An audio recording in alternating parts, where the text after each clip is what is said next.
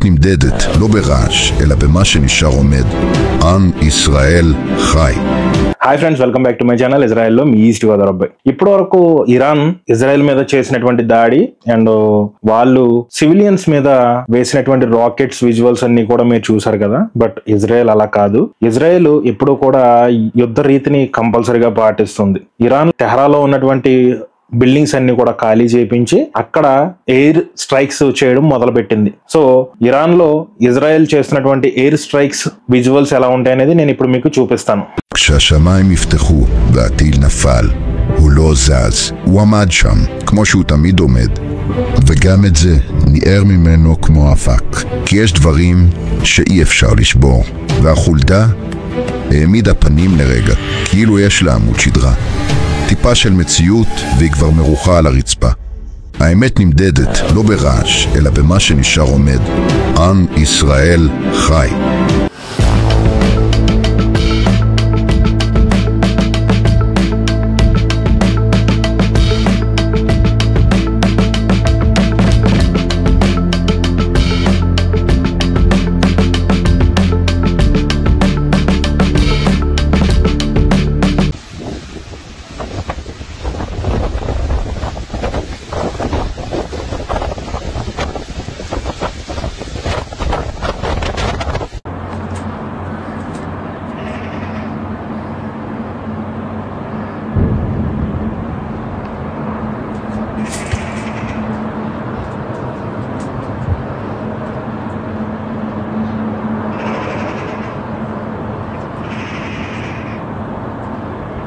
غبار آلوده استادیوم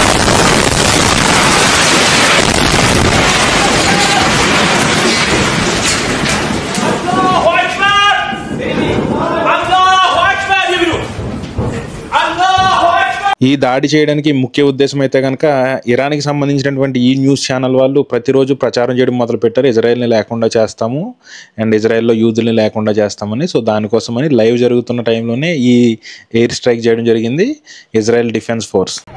در این چند سال در تمام عملیات‌های وعده صادق جلوه اقتدار ایران و شکست هیمنه رژیم صهیونیستی رو به تصویر کشیدیم.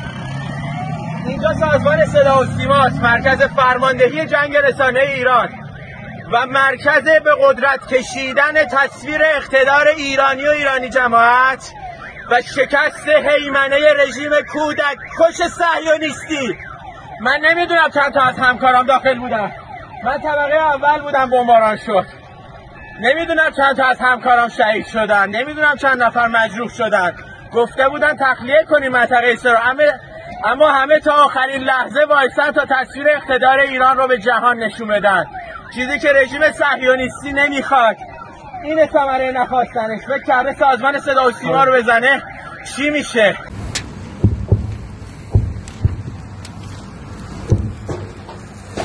ఇప్పుడు మీరు చూసినవి ఇరాన్కి సంబంధించినటువంటి బ్రాడ్కాస్ట్ ఛానల్ని వైమానిక దళం పేల్చివేసినటువంటి విజువల్స్. ఇప్పుడు మీరు స్క్రీన్ మీద చూస్తున్న విజువల్స్ అయితే కనుక ఇరాన్కి సంబంధించినటువంటి రాడార్ వ్యవస్థని ధ్వంసం చేస్తున్నటువంటి విజువల్స్ ఇవి.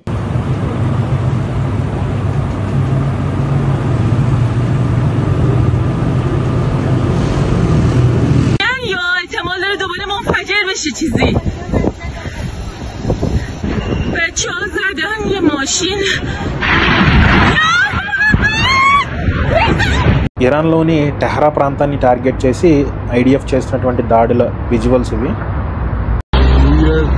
27 خرداد سه‌شنبه روی کوه زدن.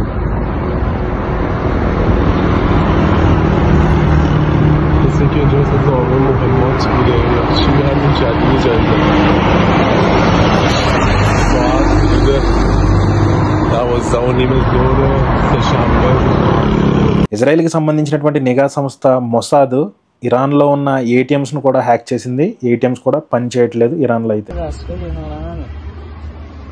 ఇంకా ఇరాన్ అనే కాదు, ఇరాన్ దేశంతో పాటు అరబ్ దేశాలన్నీ కూడా ఇజ్రాయెల్ మీద ఇరాన్ రాకెట్స్ వేస్తుంటే ఆ రాకెట్స్ కి ఎఫెక్ట్ అయిన ప్రదేశాలని చూసి వాళ్ళు చాలా హ్యాపీగా ఫీల్ అవడం, డాన్సెస్ వేయడం, పెద్దగా అరుస్తూ పండగ వాతావరణం నెలకొన్నటువంటి పరిస్థితులు ఉన్నాయి గల్ఫ్ కంట్రీస్ లో చాలా వరకును.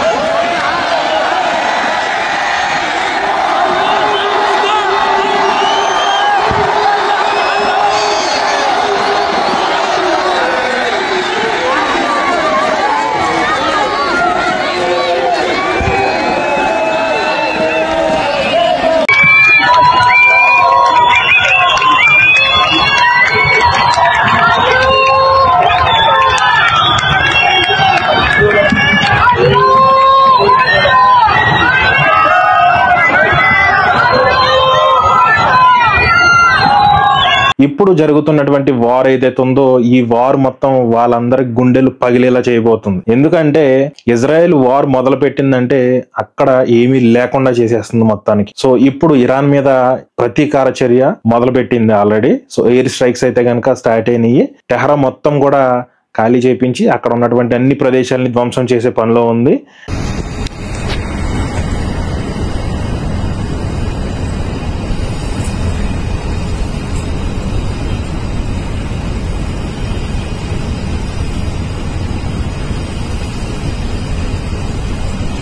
ఇరాన్ లో ఉన్నటువంటి చాలా మంది పారిపోతున్నారు, ఇరాన్ ని వదిలేసి పారిపోతున్నారు. ఆ విజువల్స్ కూడా నేను చూపిస్తాను మీకు.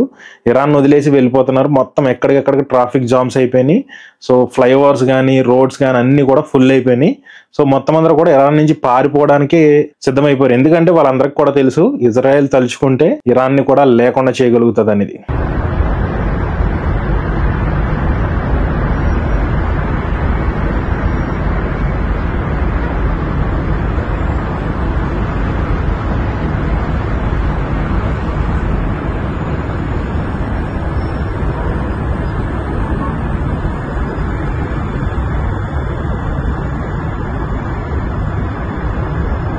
ఇజ్రాయెల్ మొదలుపెట్టిన దాడులకు భయపడి ఇరాన్లో ఉన్నటువంటి ప్రజలందరూ కూడా ఇరాన్ను వదిలి పారిపోయే పరిస్థితికి వచ్చింది ఇప్పుడైతే కనుక.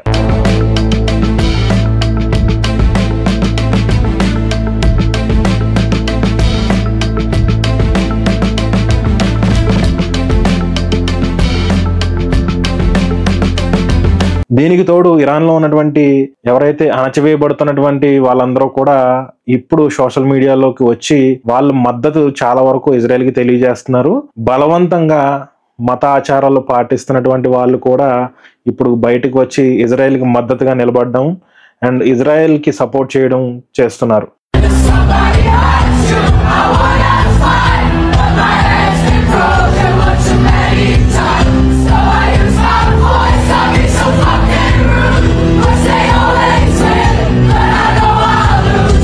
ఇజ్రాయెల్ చేస్తున్నటువంటి ఈ ప్రయత్నంలో ఇజ్రాయెల్ విజయం సాధించాలని చెప్పేసి మనం అందరం కూడా కోరుకుందాం. ఇప్పటి వరకు మీరు చూసిన విజువల్స్ అన్ని కూడా ఇరాన్ పైన ఇజ్రాయెల్ వైమానిక దళం చేస్తున్నటువంటి దాడులు. సో ఇప్పుడు చూస్తున్నదంతా కూడా కొంచెమే, చూడాల్సింది ఇంకా చాలా ఉంది. ఇజ్రాయెల్ అయితే వేట మొదలు పెట్టింది. ఇజ్రాయెల్ వైమానిక దళం ఇరాన్ మొత్తం కూడా వైమానిక దాడులు చేయడం మొదలుపెట్టింది. మరి ముఖ్యంగా టెహ్రా ప్రాంతంలోని అన్ని బిల్డింగ్స్ ని కూడా ఖాళీ చేసేసి అక్కడ ఉన్నటువంటి హౌసెస్ అన్ని కూడా ధ్వంసం చేయడం మొదలుపెట్టింది.